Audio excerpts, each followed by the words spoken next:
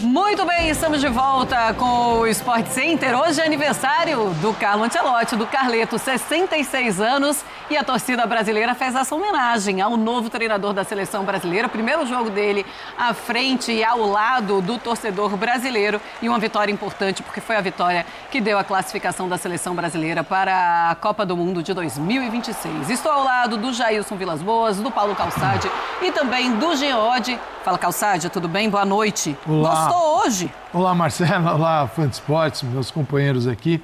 Sim, a expectativa da seleção brasileira, ela é individual.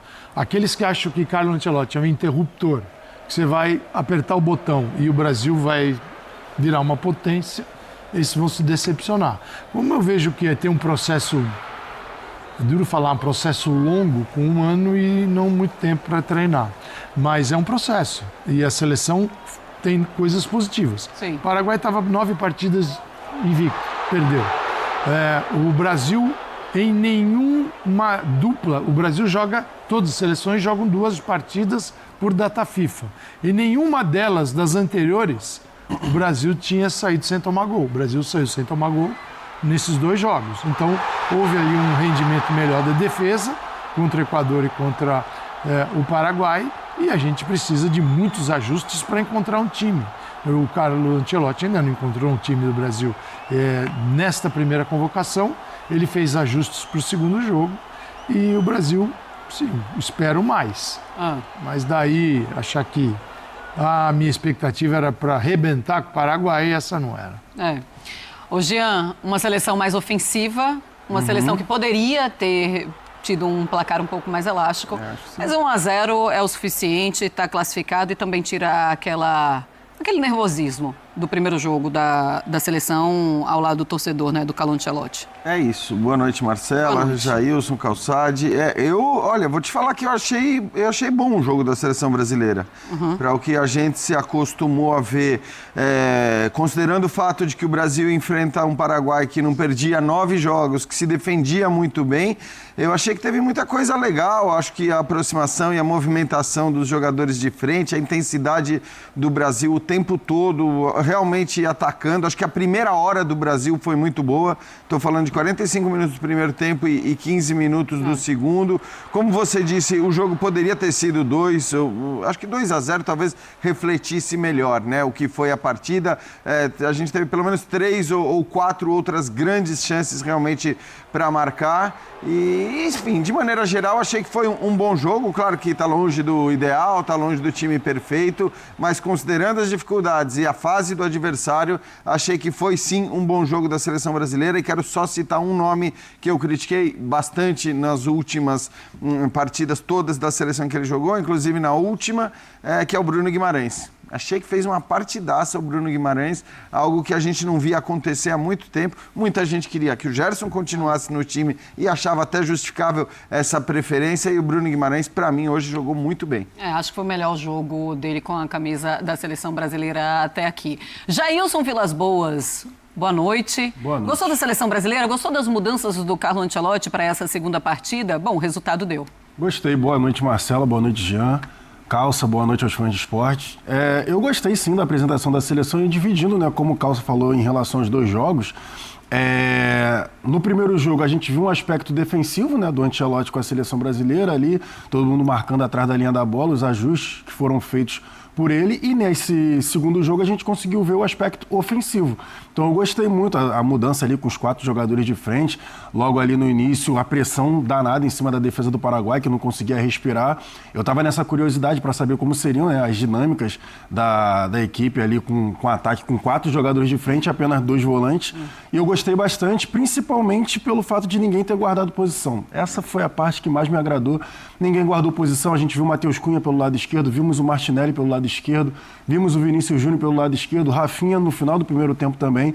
Então, ficou difícil para a defesa, né, do Paraguai fazer algum tipo de marcação individual, porque toda hora caía alguém novo pelo setor. Então eu gostei muito e a gente vai falando aqui ao longo do programa, mas gostei das dinâmicas que foram apresentadas. E um Paraguai que já entra contra a seleção brasileira buscando se defender, mas começa a sentir muita dificuldade e começa todo mundo a cair, começa a fazer cera desde o começo da partida, Calçade, uma coisa que irrita um pouco a seleção brasileira. Mas isso eu acho que já mostra também a mudança de postura do olhar do adversário para a seleção. Primeiro, o Paraguai tinha uma vantagem, ele estava à frente do Brasil, terceiro colocado. A vitória do Brasil tiraria-se essa condição de seleção paraguaia, que um ponto já seria magnífico para manter sua invencibilidade, para caminhar na classificação para o Mundial. Então, uma seleção que buscou defender a sua vantagem na tabela. Diferente de uma primeira rodada, quinta rodada de eliminatórias. Agora a gente está no finalzinho, já enxergando o que é preciso, o que é necessário. E aí, bom, teve uma posse de bola, eu comecei a contar. A bola no gatito, 14 segundos para devolver. Aí, assim, arbitragem, se esquece, né? Os caras são péssimos. Eu vou ficar só no péssimo. Essa é a maior, acho que é a maior... Eu acho que é mais que isso, mas acho que eu vou ficar só no péssimo. Da arbitragem sul-americana. Eles não estão nem aí. A comparação com a brasileira. Eles não estão nem aí. Os brasileiros dão um tempo a mais. A sul-americana é um negócio... Teve atendimento, caíam em todas.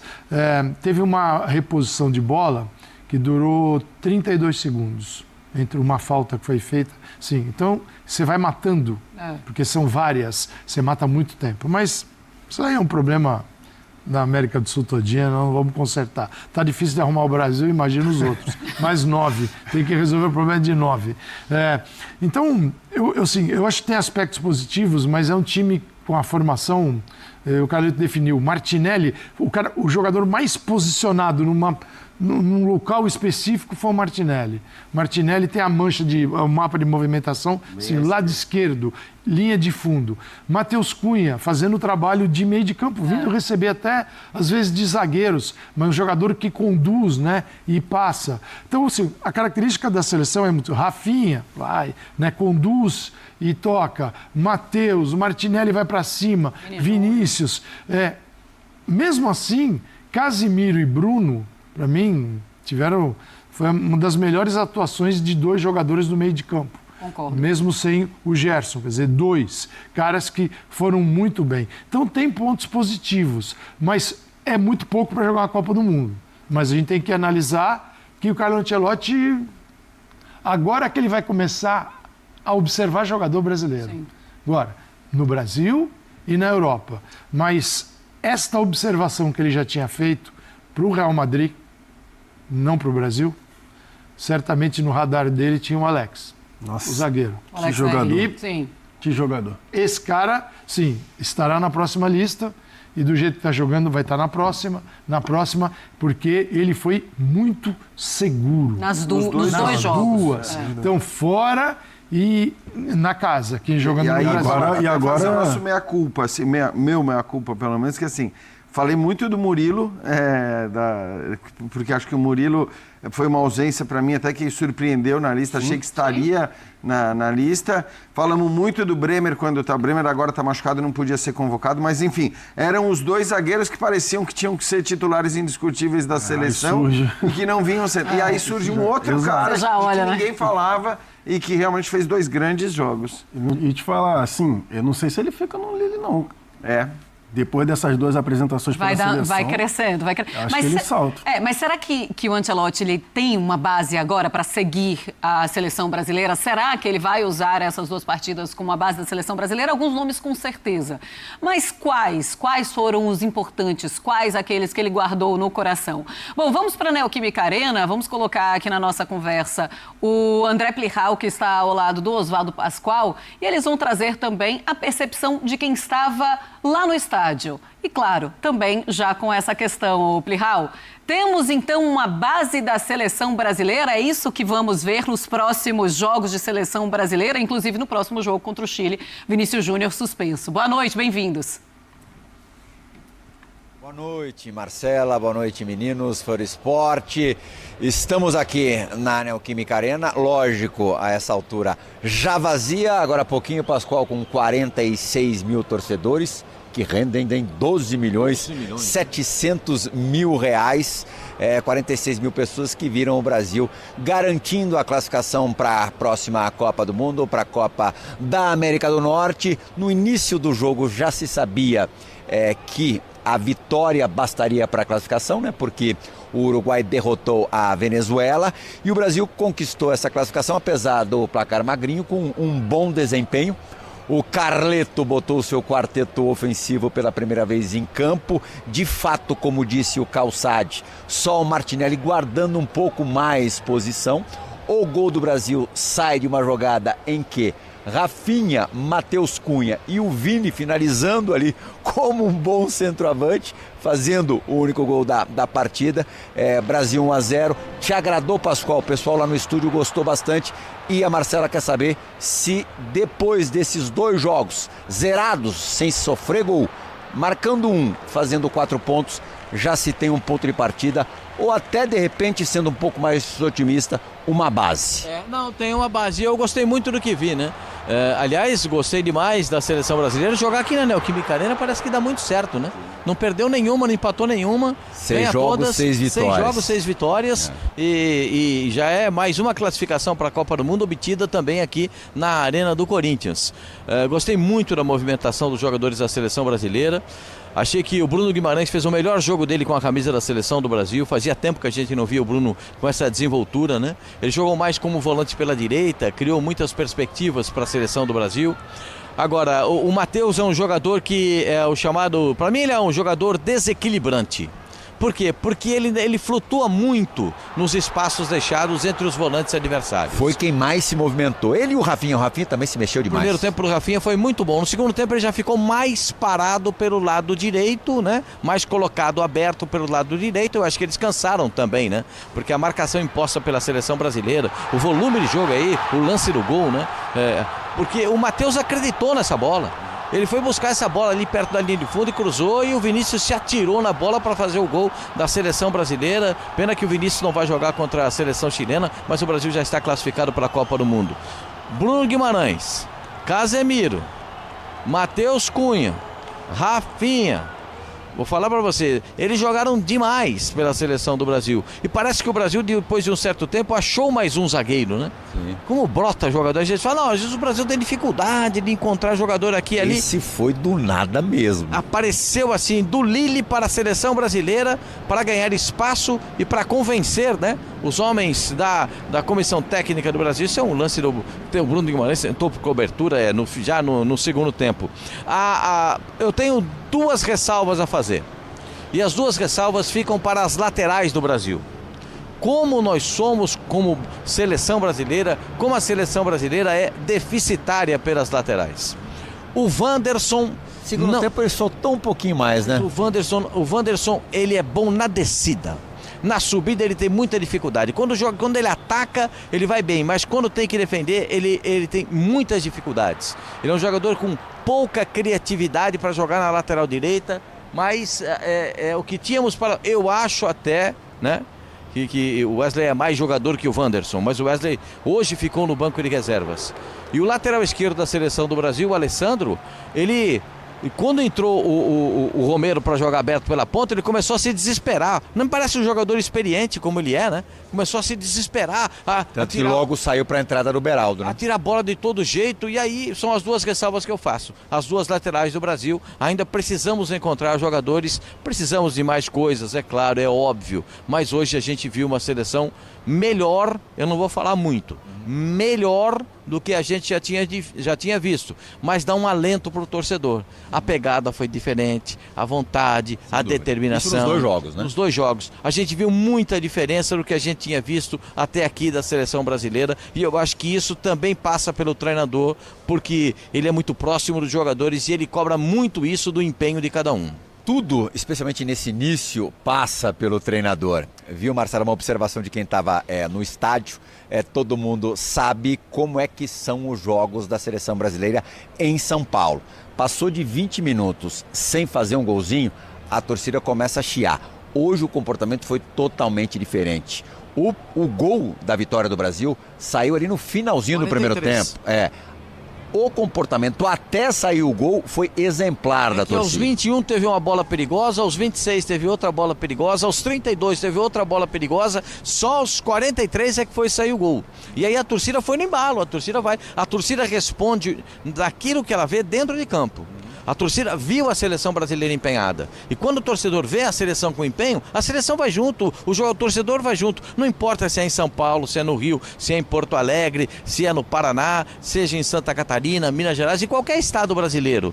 Onde a seleção brasileira jogar, se o time mostrar empenho, dedicação, vontade, a torcida vai junto. E a torcida foi. E que bom, né? Que a torcida pôde ver um bom jogo também. Mas mesmo no segundo tempo, teve um momento ali que a partida ficou um pouco mais modorrenta. A torcida levou na boa, não começou a chiar, não começou a pedir jogador.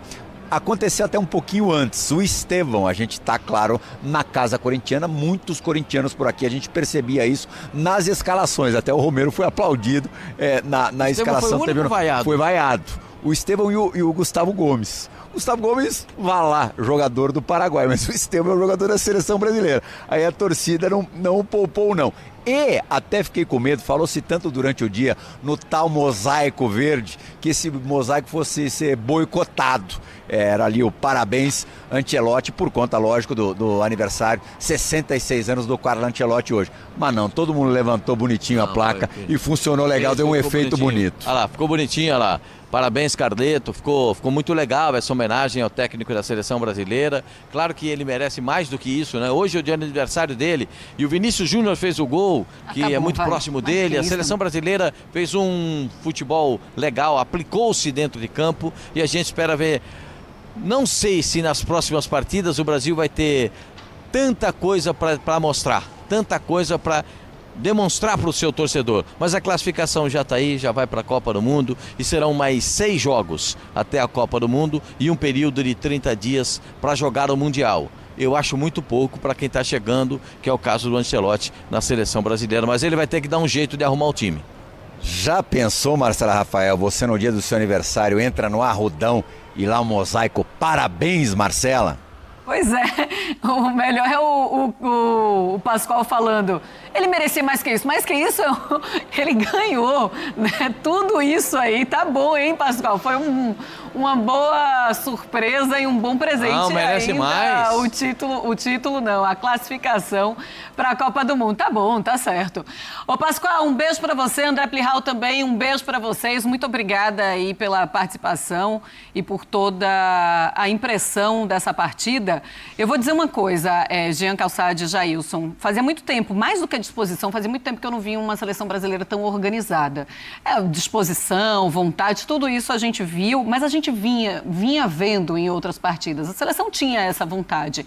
Agora, a organização fazia muito tempo que eu não via como hoje. Eu acho que desde a era Tite que eu não vi uma seleção tão bem postada. Acho que é uma seleção consciente do que precisa fazer. Até usei o termo disciplinada taticamente no jogo contra o Equador e ela foi disciplinada taticamente, hoje também. Quer dizer, mas é óbvio que dentro da disciplina tem essa movimentação que obviamente foi pedido, né? Quer dizer, se o Ancelotti não tivesse pedido que os caras se mexessem tanto lá na frente, óbvio que a gente não ia ver essa mudança que a gente viu em determinados momentos do jogo, né? Do Matheus Cunha, que começa como meia, vai para a direita, depois vai para a esquerda. Então se mexe muito, todo mundo se mexendo demais ali na frente. E eu acho que isso é organização, justamente. Isso é disciplina tática. Obviamente tem, nesse caso, o dedo do Ancelotti, mas a gente percebe um clima também completamente diferente em relação à seleção. E acho que isso muda. Quando o Plihal fala do comportamento da torcida, é verdade. Eu falei aqui, brinquei outro dia que eu não suportava vir para o linha de passe nos dias de jogo de seleção, porque era chato. A gente sabia que eram jogos que não valia nada, que a gente não tinha muita expectativa, não valia, né? Não é que estava valendo vaga, não está valendo vaga, não é, a questão não é essa. E acho que a chegada do Ancelotti mudou isso para todo mundo. Claro. Mudou para o torcedor, mudou para o jornalista e mudou, que é o mais importante, para o jogador. Porque está muito claro dentro de campo, né? Acho que desde de os treinamentos, as imagens que chegam, as informações que chegam, até a própria postura, a intensidade, o bom astral, assim, a coisa está diferente. Aonde isso vai nos levar? Não dá para saber, porque futebol não é ciência exata e campeonato de mata-mata é menos exato ainda do que um campeonato por pontos corridos. Mas, de qualquer maneira, eu acho que o clima da seleção brasileira está muito legal. A única ressalva que eu quero fazer é para essa camisa desbotada da seleção, que eu não aguento essa camisa que é quase branca quando a gente vê ali de longe. Eu acho que assim, é uma coisa que tá num tom diferente do tom que a gente se acostumou a ver. Alô, Nike, por favor. Era só assistir a Copa de 70 e usar inspiração na Atleta. Que é o tom maravilhoso. O tom de azul do calção. Tom, é só pegar ali, não é um saudosismo, é só pegar o que já funcionou. Como diria o Calçade, eu não gosto de corzinha. Eu gosto de corzão. Exatamente. É exatamente isso. Corzinha, não gosto. Até de perto ela é até bonita. Cor, vai com gosto. Coloca cor, pelo amor de Deus. Mas longe, hoje, é um negócio distante, mas desbotado, o futebol condiz com a tudo, bola, né? tá bom. Porque assim, tem muita mudança, embora não pareça. Acho que para quem está só olhando para o campo e tal, primeiro que houve uma mudança de direção total na CBF. Então sai aquela coisa triste, né? E vem por uma novidade que você não conhece. E como todo poder novo, existe uma dose de esperança de que vai consertar aquelas porcarias que o anterior fez. E elas eram enormes, né? Assim, precisa de muito tempo. Era uma tragédia. E aí vem um cara, tal, o que precisa? Sabe, assim, só não atrapalhando nesse início já está ajudando, né? O Rodrigo Caetano, o que precisa para a seleção? Tá bom, tá liberado. Cícero, o que você precisa de alguma coisa? Faça. Carleto, o Carleto o tempo todo sendo abraçado, ganhando presente, chega lá pro estádio, tem o nome dele. Eu acho que ele não está nem acreditando. Ele esperava, mas não tanto. Então há um respeito pela entidade que ele representa também. E dos jogadores. E isso, os jogadores não estavam encontrando, né? Nos projetos anteriores. Porque é um cara muito grande no mundo do futebol. Você acha que o Rafinha joga no Barcelona, tem confrontos com o Real Madrid, ele vem no banco adversário dos companheiros dele, Carleto. Dessa vez ele é dirigido por aquele treinador. Então acho que talvez a gente encontre nas próximas convocações algumas mudanças já com a observação totalmente dele, porque a próxima convocação será totalmente de Carlo Ancelotti. Essa daqui foi uma colaboração. Sim, mas ele vai levar muito desses jogadores para a próxima? Ele vai levar assim, na próxima convocação, ele vai levar muitos, mas a gente pode encontrar... eu acho que podemos encontrar surpresas como foi o Alexandro, zagueiro, que era o jogador da observação dele, estava na observação da seleção brasileira, mas não era um cara presente. Ele veio, ele conhecia o jogador, falou, vai jogar, deu a camisa. Isso é legal. O Alex R, ele estava na lista do Dorival também. Isso é legal porque assim, o treinador brasileiro às vezes demora... 1 ano para botar o cara para jogar. Vou titular logo. Não, tá aqui a camisa, vai lá e joga. Os treinadores europeus estão acostumados, ele nunca foi treinador de seleção, mas você vê isso nos outros. Eles estão acostumados a dar a camisa para quem nunca jogou e vai lá e joga. A França mesmo, contra a Espanha, jogou com 2. Cherki jogou, Kalulu, lateral direito também, Kalulu. Sim. Kalulu também, primeira vez. Está aqui a camisa, vai lá e joga. Semifinal de Nations. Não fica ali com frescurinha, vamos ver, vamos adaptar. Então, às vezes a gente espera e passa o tempo, né? E perde tempo demais, que ele não tem. Mas sim, tem coisas positivas. Para quem pegou a sua expectativa, modulou lá no alto, o Brasil agora vai golear o Paraguai 5-0, sendo que não é a característica do Paraguai, que se defende muito bem, que não perdia 9 jogos, né? Aí falta uma coisa para o Brasil. Nós temos um time muito vertical, que é muito agressivo nesse ponto. E o Paraguai ainda tem até um espacinho para o Brasil poder esticar a bola. Aí vem o jogo dos volantes, que foi bom, de Casimiro e Bruno Guimarães no passe, né, para colocar os companheiros de frente para o gol. mas quando a gente precisar, como no jogo de hoje, em vários momentos, circular melhor a bola, nós vamos sentir falta ainda de um jogador que a gente não sabe, não existe, que é alguém que possa fazer isso no meio de campo. O Jailson, foi o melhor jogo da seleção brasileira desde que o Tite saiu? Duro lembrar disso. É difícil lembrar, né? Porque, assim, mas pensa assim, Não, ó, difícil pensa no lembrar Ramon, assim. Não, tem mas eu goleadas, lembro- mas pensando na característica mas- da seleção brasileira. Não, exigência assim alta, eu lembro dos jogos lá, né? Do Dorival contra a Inglaterra e contra a Espanha. Dorival, Ramon e... Aqueles dois jogos e esse jogo agora... Esses dois jogos me agradaram muito em relação à questão tática. O Calçade lembrou agora a questão do segundo tempo, né, Calçade? Em relação a quando o Paraguai subiu a linha de marcação e o Brasil faltou um jogador para conseguir baixar ali junto com os volantes para circular um pouco a bola. Mas isso daí também é por Uns 15 conta... minutos ali de um sufoquinho, né? Isso é por conta da formação. Tava com 2 jogadores no meio e 4 atacantes, estava faltando um para descer ali, para tentar circular um pouco mais. Me surpreende, porque eu olho para a característica dos jogadores da seleção brasileira e a primeira coisa que eu penso é, bom, se alguém vier para cima do Brasil, você tem Vinícius, você tem Martinelli, você tem Rafinha.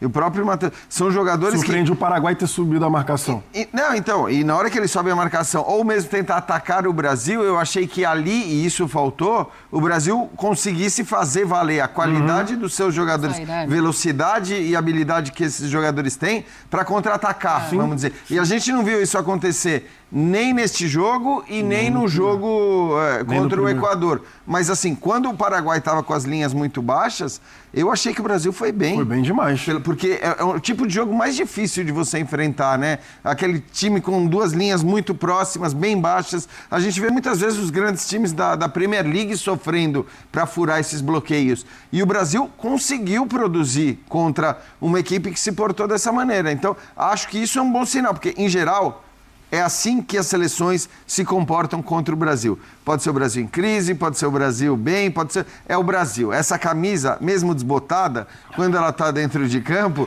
eu acho que ela faz com que o adversário muitas vezes tenha um respeito e se comporte dessa maneira. Então, jogar bem contra um time recuado, para mim, é uma grande notícia. Essa foi a parte que mais me agradou em relação aos 4 de frente, porque a minha surpresa em relação à movimentação de todos eles, porque, assim...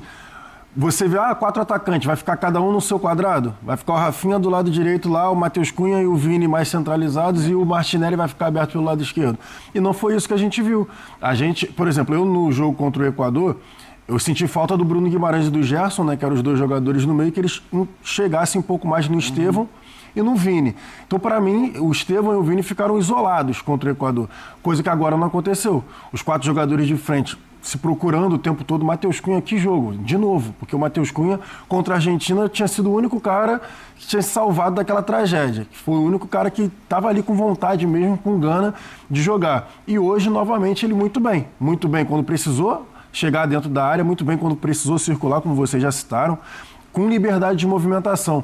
O Martinelli um pouco mais preso, mas o Vinícius Júnior também teve hora que estava colado o Cáceres, coitado. O Cáceres passou um veneno danado, porque foi o Martinelli em cima dele um tempo todo correndo. Vinícius Júnior, teve hora que foi o Matheus Cunha. O lado esquerdo do ataque do Brasil. Todo mundo se movimentando em cima dele e ele correndo sozinho atrás de todo mundo.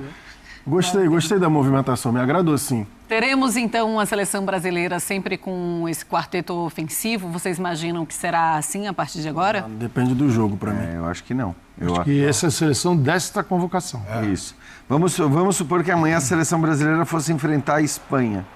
Não. Acho que não. Acho que não vem o Gerson para ficar... Ele ia colocar mais um no meio, provavelmente. Então, assim, até sobre a convocação, me parece que todos os caras que foram titulares, ou de um ou de outro jogo, né? E aí basta você olhar para quem foram os caras que entraram também, eu acho que eles vão estar na convocação, na próxima convocação. Então, eu acredito, de fato, como disse o Calçade, que você vai ter algumas mudanças, mas ali, você tem... sei lá, 4, 5 peças que goleiro, você pode ter. O Alisson fica, Casimiro lembrando, tá dentro, né, Calçade? O Alex Ederson tá machucado, o Rodrigo pediu para não ser convocado. O Endrick, eu não sei se seria chamado ou não, mas está machucado. está machucado. Você não tem, acho que ele não vai ter a próxima. O Richarlison, vocês acham que volta? Eu não. Não sei. Tem o Gabriel Jesus, que está machucado, daqui a pouco vão olhar começar Gabriel, O Richarlison não foi bem contra o Equador. E hoje ali, o tempo que ele teve em campo, ele também não apresentou Também não nada. foi bem. Estava na cota dele. É que eu acho que o Richarlison é uma convocação ali da confiança Então, dele. justamente né? por isso que eu estou perguntando. Pode até ser que esteja. O Casimiro não se discute, Não tem obviamente, como, né? não tem como Olhando para os discutir. caras que foram cota dele, assim. E o Alex, a gente já falou bastante, acho que talvez tenha ganhado a vaga de titular nessa seleção. Então, assim, sim, podemos ter mudanças, até porque alguns jogadores machucados ou que pediram para não ser convocados não vieram dessa vez. Mas eu acho que 80% ou mais dessa seleção ela vai ser mantida. O que a gente vai ver é assim, qual é o... nas trocas do Carlo Ancelotti, o quanto que ele vai escalar pensando no adversário. Porque enquanto você não tem consistência com uma equipe que serve para qualquer tipo de adversário, você altera a equipe em função do que vai encontrar pela frente. Então, assim, o jogo do Equador foi tinha o Gerson no meio de campo, eram 3. O jogo em casa contra o Paraguai, que ele sabia que ia ficar muito no fundo e se fechar, era só olhar para o trabalho do Gustavo Alfaro no Paraguai, ele já sabia exatamente o que ele ia encontrar. Ele veio com 4. Então, assim, vai ser todo jogo assim? Sei, mas assim, nas eliminatórias, agora que tem Chile em casa... O Chile é muito frágil. O Chile agora... E a Bolívia... Agora o Brasil pode se dar o luxo de escalar a equipe que faça com que o Brasil produza mais.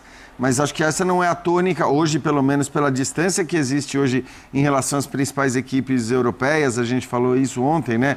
Se você pegar as semifinais da Nations, existe uma distância muito grande do Brasil para essas seleções. Eu acho que nestes eventuais jogos numa Copa do Mundo, pelo menos se a gente considerar o status de hoje, o Ancelotti ia pensar no adversário. Primeiro que aquela prepotência não cabe mais, né? Não cabe mais aquela prepotência de amarelinha e contra amarelinha, os outros que se preocupem. Os outros que tem que mudar a tática para enfrentar, não tem como. Não dá mais para viver resenha. disso, né? Assim, mas o que me preocupa é a maneira como vai se preparar para a Copa do Mundo, porque são esses os adversários até lá. E aí vai ter que encontrar de todo jeito uma maneira com um meio campo um pouco mais robusto. Mas foi o teste contra o Equador, Marcelo. Então, e o plano eu sei, porque infelizmente só tem um ano, né? Mas o plano de preparação tá bom, né? Se confirmar isso que está se falando. Seriam equipes asiáticas, exatamente, equipes asiáticas e depois as equipes europeias, que é quando dá para jogar contra os europeus, né? Por conta da Nations League não dá para jogar. Aí quando você já tiver...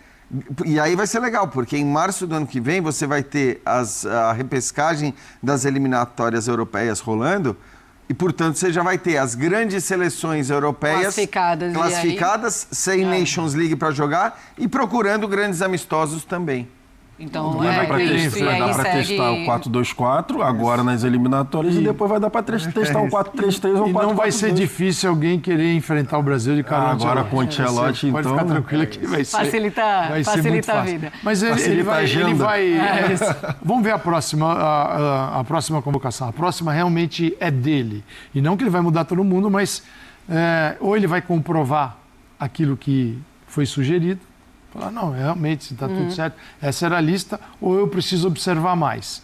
E ele vai observar gente, a gente precisa entender que esse cara está num mundo totalmente estranho, tendo que dar um jeito em 2 partidas na seleção brasileira. Ele precisa se adaptar a este país, visitar mais estádio, que é o que ele vai fazer, entender as diferenças de temperatura. Ele precisa conhecer o Brasil. Ele não tem noção de como é difícil fazer futebol aqui.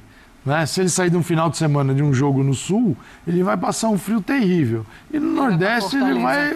Agora, tá bonito, né? Esse começo de relação Ancelotti-Brasil. Acho que tá legal. Tá muito legal, tá tudo muito legal. Por parte dele, por parte da torcida. Ele me pareceu claramente emocionado hoje, na hora do mosaico.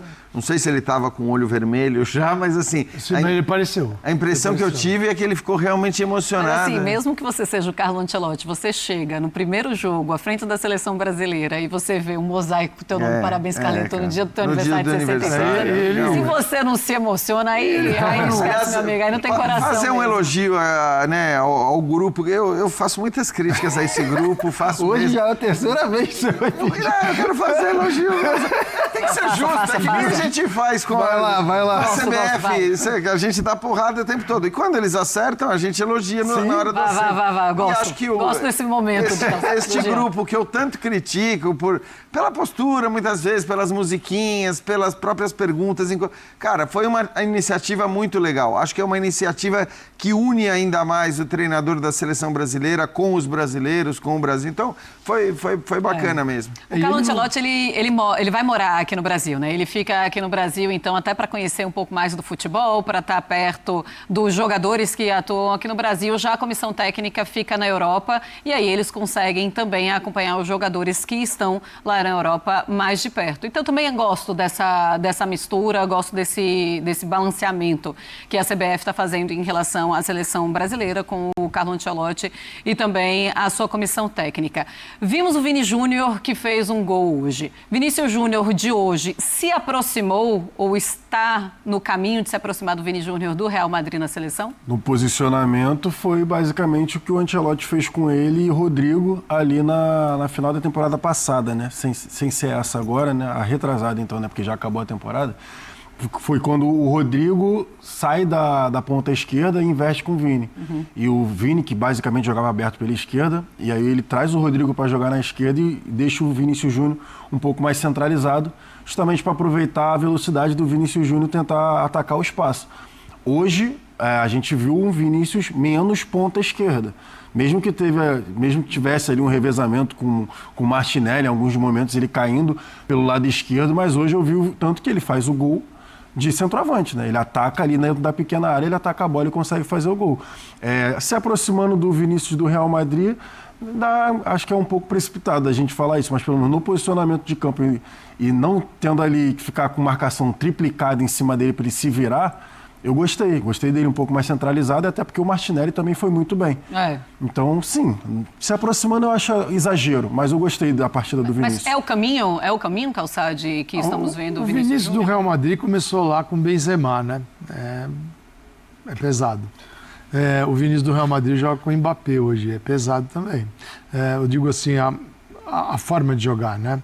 Claro que a gente busca referências no Real Madrid pelo fato do Vinícius jogar lá e por Carlo Ancelotti ter sido responsável também por esse desenvolvimento do Vinícius, né? O Vinícius não tinha espaço com o Zidane como teve com o Ancelotti. O Ancelotti logo percebeu que tinha ali uma joia e era necessário um trabalho para aprimorar esse jogador. Né? E parece que o Zidane não estava muito, sei lá, eu não sei o que passava na cabeça dele, era nítido isso. E as pessoas no entorno percebiam esse tipo de coisa. Um jogador jovem, você tem que ter mais paciência. Como o Ancelotti já veio e já pegou o Estevão e já falou para todo mundo. Vai aprender, vai melhorar e tal, mas não descartou o jogador, né? Não era um jogador completamente integrado ou aceito pelo grupo. Tem aquela cena clássica ali do Benzema, não me lembro. Mendy. Reclamando e dele. falando para não passar a bola para ele. Os negócios que, enfim, não se justificam. Agora, o que eu acho é que talvez em algum momento a gente tenha que parar de ter esse olhar tão especial para o Vini, como se ele precisasse resolver todos os problemas. O Vini não... Eu acho que assim, o Vini hoje, o Rafinha fez uma temporada melhor do que o Vini. Então, legal, você tem o Rafinha, você tem o Vini, você tem o Martinelli, você tem o Matheus Cunha. E o Matheus Cunha também muito bem hoje, né? Então, assim, eu acho que o importante é isso. O Brasil não precisa ter o Neymar. Eu não estou dizendo que o Neymar, pelo amor de Deus, não quero... Vamos... Pode falar. Não, o que eu estou querendo dizer é que você não precisa ter um jogador absolutamente fora de classe que vai chamar toda a responsabilidade para si e resolver os jogos. O Brasil precisa ter os seus bons jogadores rendendo bem. Se vão render no máximo, o máximo que já renderam. O Vini não rendeu nessa temporada o máximo que ele já rendeu, que ele rendeu na temporada retrasada, né? Ou na passada. Então, assim, eu acho que a questão nem é essa. A questão é que você precisa ter esses caras jogando bem. E acho que o nível de atuação do Vini inclusive nas duas últimas partidas, essa ainda melhor. Mas nas duas últimas já foi um pouco acima daquilo que a gente tinha se acostumado a ver, infelizmente, na seleção brasileira. E a gente viu uma seleção que corre, né? E muito, cara. Esse é um ponto que até parece normal, mas é bom frisar. Sim. É uma seleção que corre. E se não jogar um Mundial assim, não ganha. A própria bola roubada, né, Calçado? Exato. No lance do gol. O Matheus Cunha chega de trás, né? É uma seleção que pressiona, que vai pressionar melhor com o tempo. Falta tática. Todo mundo vai correr. Exato. Eles vão... A volta do Casemiro foi espetacular. Espetacular. Ele tinha... No Manchester, o Amorim tem dificuldade de jogadores acima de 30 anos. O Casemiro está provando para ele que ainda pode jogar.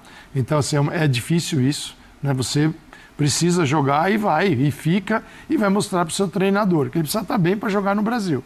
Mas o Casemiro muito bem, o Bruno hoje numa atuação bem superior, num formato diferente no meio de campo. Acho que é aí que está o X da questão para o Ancelotti. Poxa, eles renderam mais num formato diferente, como dupla, do que na formação de um trio. Porque surpreendente, a gente ouve aqui no Brasil, fala assim, tem muita gente que acha, assim, eu entendo, e eu acho que é válido, que o Brasil tem que ter um meia, tem que ter um meia.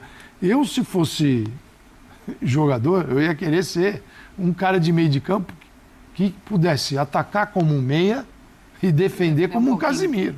Porque aí, cara, eu ia ficar bilionário. Que aí os caras hoje no futebol mundial que fazem isso, que jogam, né, no trio, os dois aqui que saem, eles atacam e defendem bem, pô, é ouro. E não é, porque a gente tem essa ideia do 10 no Brasil, o 10 é primadona, né? Ele só tem uma função, bola no pezinho. Aí o 10 Mas fica o 10 hoje, né, Calçade? O 10 ele só funciona... não correr, cara, não vai rolar. Obviamente Mas assim, o 10 hoje, esse 10 clássico, ele funciona só num 4-2-3-1. Porque no outro sistema você tem que adaptá-lo. E aí o cara já não... Então, assim, agora, é o que eu já estava falando, né, de... Surpreendente do Bruno Guimarães. Então. Mas hoje mesmo... Sem o Gerson não, ao mas lado, então, por exemplo? é porque eu esperava essa atuação em relação ao posicionamento do Bruno Guimarães contra o Equador. Então, por conta dos 3 volantes. Sim. Isso. Hoje, Inclusive o Casemiro, exatamente. Hoje a gente conseguiu ver o Bruno Guimarães na mesma faixa de atuação que ele atuou na Premier League. O que me surpreendeu, assim, eu até acho, foi muito bem mesmo, a dupla de volantes foi muito bem e o Casemiro foi mais uma vez muito bem. Porque o jogo do Casemiro contra o Equador, acho que foi num nível ainda superior ao jogo do Casemiro hoje. Porque essa é a posição do Casemiro. Então, eu até fiquei na dúvida quando eu vi a escalação, e ontem eu até falei que eu gostava da escalação de hoje, né? Com 4 homens mais ofensivos, mas a minha dúvida era um pouco por ter o Casemiro com essa dupla, porque eu acho que o Casemiro ele funciona melhor como um primeiro volante, tendo dois também, concordo contigo. E foi o que o Marra falou ontem. Eu imagino que o Casemiro vai sair melhor se ele tivesse o Gerson ao lado do Bruno Guimarães e ele ali, né? Mas aí, assim, o Casemiro jogou com um só. Não era o Gerson, era o Bruno Guimarães e o Casemiro também foi muito bem. Eu achei que ele fosse ficar sobrecarregado. Também. Na hora, por exemplo, que o Enciso e o Almiron tivessem um contra-ataque e fosse cair pelo lado do Casemiro. Que eu acho que mas até isso funcionou muito bem. A compensação do Alexandre. Paraguai que ataca menos. Sim. Tem isso. Bom, olha, eu quero falar também, o Pascoal falou sobre as laterais da seleção brasileira. Quero falar sobre isso no próximo bloco. Bom, estamos de volta com linha de passe e separamos um lance para o Jailson analisar. Vamos lá, então. E é o lance do gol. É o lance do gol porque o Alexandre, que a gente estava falando, né? Ali, como ele direciona o corpo, o marcador ali já foi na direção do Alexandre, o lateral, e clareou a jogada toda. E aí o Casemiro fez a inversão no Rafinha. Obviamente ali tem um golpe de sorte, né, do Rafinha que se enrola todo, mas a bola acaba ali na briga com o Matheus Cunha. Só que essa mesma jogada já tinha acontecido aos 4 minutos do primeiro tempo. Quando o Alexandre... E a gente também conseguiu ver isso lá na estreia contra o Equador. O Alexandre muito bem com a bola no pé e ele tem essa questão dele ser ambidestro, né? Então ele consegue enganar realmente o adversário. Essa daí é dos 4 minutos também. Ele consegue enganar o marcador Porque ele consegue sair para os dois lados, tanto com a perna esquerda quanto com a perna direita. O Paraguai tenta subir a marcação, ele finge que vai dar o passe de um lado e acaba ali encontrando o Casemiro e sai a jogada. Essa foi a dos 4 minutos. Mas, enfim, eu só queria destacar novamente o Alexandre, além de ser muito bem defensivamente, o que ele pode oferecer para essa seleção do Ancelotti na hora de você quebrar a linha de marcação. Olha como é que já vai lá direto. Ó. O Paraguai foi lá direto no lateral esquerdo, abriu um clarão para o Casemiro conseguiu a inversão para o Rafinha e aí na sequência sai o gol. Então, aliás, vamos só padronizar e chamá-lo de Alex? pode ser Alex e o lateral esquerdo Alexandre. Alexandre, Beleza, antiguidade é posto. posto. Pediu para ser chamado de Alex, vamos facilitar para a gente também. Então, é para destacar o Alex, então, porque a primeira convocação do cara, ele foi muito bem contra o Equador defensivamente, mas também já estava apresentando essa questão de ser muito bom na saída de bola. E aí, essa questão dele ser realmente ambidestro me chamou muita atenção. O fato dele dominar com a perna direita quando a bola vem da esquerda, o fato dele dominar com a perna esquerda quando a bola vem da perna direita. E além disso, de ser muito fácil de você conseguir balançar a defesa, né, a marcação-pressão adversária, ele consegue aí facilmente quebrar uma possível pressão do adversário também e facilitar o jogo. As laterais do Brasil precisam melhorar, como estava falando o Pascoal, Jean, com o Wanderson e o Alexandro?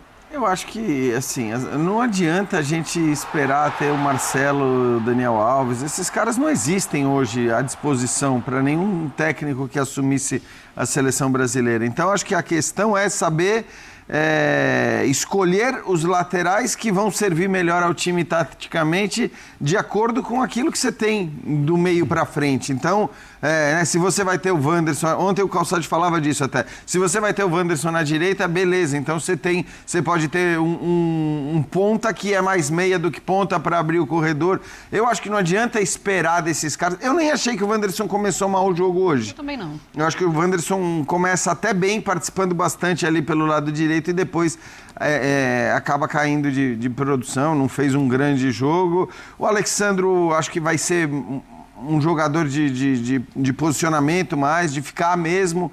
Então a questão é que hoje o Brasil precisaria, talvez, se a gente quer falar de laterais ofensivos, encontrar um que fosse um cara mais agudo e que funcionasse de fato. Eu até imaginei que o Wesley pudesse começar o jogo de hoje, né? Aí eu não sei o que o Ancelotti viu ou não viu nos treinamentos, o que agradou, o que não agradou. O Wesley não foi nem para o banco de reservas na última partida, mas sempre lembrando, ele tem o Danilo também para fazer essa função de um lateral, que aí seria um lateral mais defensivo.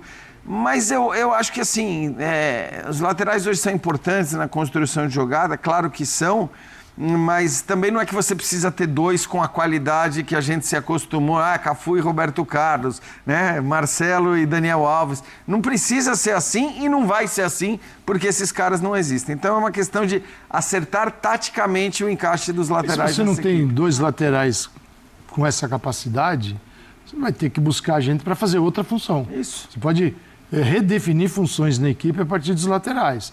A única coisa que não pode acontecer é dar a um lateral uma ordem para ele fazer aquilo que ele não sabe. Não sabe fazer. Aí não é o Carleto, não vai fazer isso. E é o seguinte, cara, se eu tenho laterais que talvez um deles vai sempre ficar mais próximo dos zagueiros.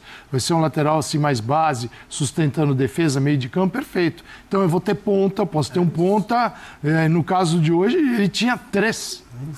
E caras que jogam pelo mesmo lado. Porque o Rafinha joga nesse lado no Barcelona, esquerdo, o Martinelli joga do lado esquerdo e o Vinícius joga do lado esquerdo também. O Matheus Cunha também. Não aberto, mas também. E o Rodrigo, onde tiver, onde ele gosta de jogar e onde ele joga melhor.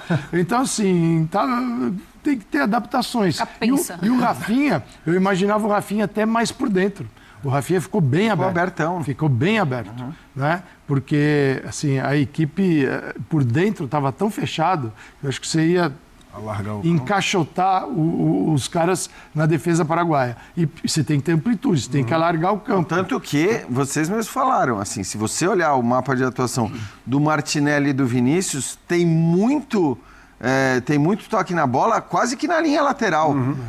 E o Martinelli e o Vinícius é maluco porque você olha o mapa de movimentação e você fala, cara, Eles jogaram exatamente no mesmo lugar, mas evidentemente tinha alternância. Quando um estava tocando na bola ali, o outro estava um pouco mais para dentro. E vice-versa. Mas assim, o Brasil jogou bastante pelas beiradas de fato do campo, né? E o Wanderson tentou atacar pelo lado direito. Eu acho que a formação tática explica o que você está falando em relação aos laterais não terem tanta vocação ofensiva.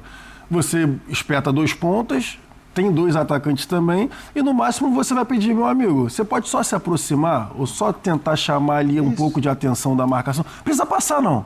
Não precisa passar, não. Se não é essa a sua vocação, não precisa passar, não. Só chama a atenção. Mas o Wanderson pode fazer isso, né? O Alexandro menos, mas o Alexandro passou mais do que o Wanderson. O Alexandro passou mais do que o Wanderson pelo lado esquerdo, pelo menos. Pelo menos o que eu achei. O Wanderson mais por dentro, mas por fora eu achei que o Alexandro passou mais. Pelo menos no primeiro tempo. Tem uma questão que ela é importante para quase todos os jogos. Não foi para esse. Poderia ter sido também. Que é...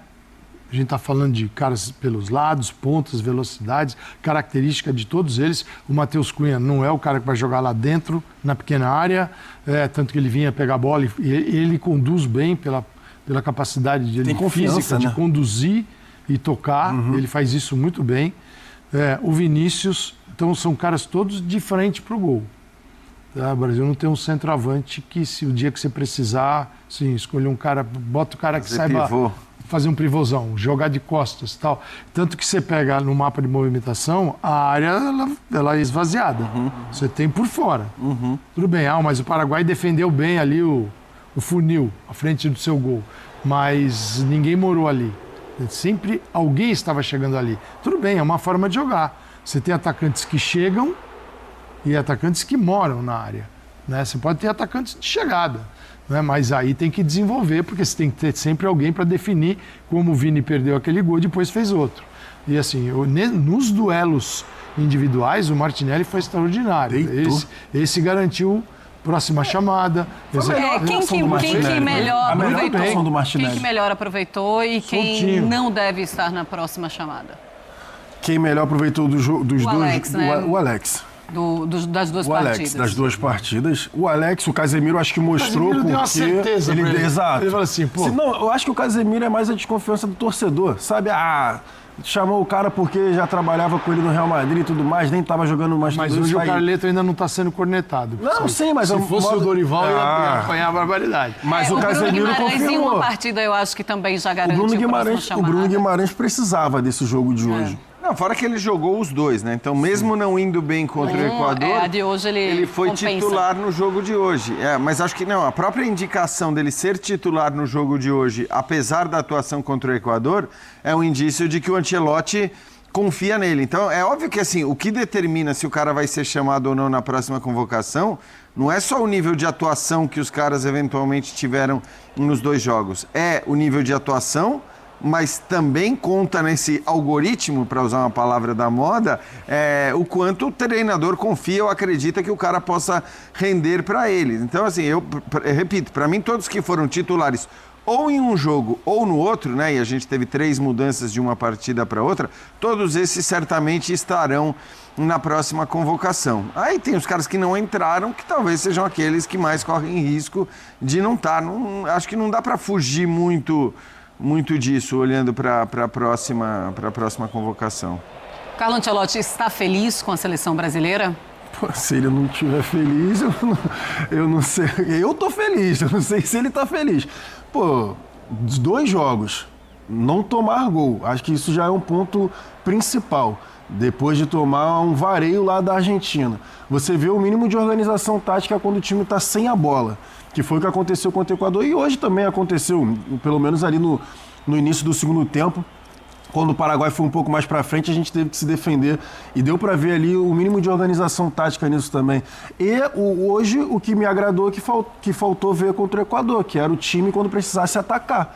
E a gente está falando aqui, a gente passou basicamente boa parte do programa falando sobre a movimentação dos 4 jogadores de frente. E não só os 4 jogadores de frente, como o Bruno Guimarães, que deu essa finalização agora no final. O Bruno Guimarães que jogou como dupla, que também chegou ao ataque.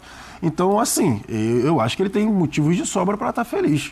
Fosse a Argentina hoje, talvez o time fosse diferente. Sim. Sim. Tá?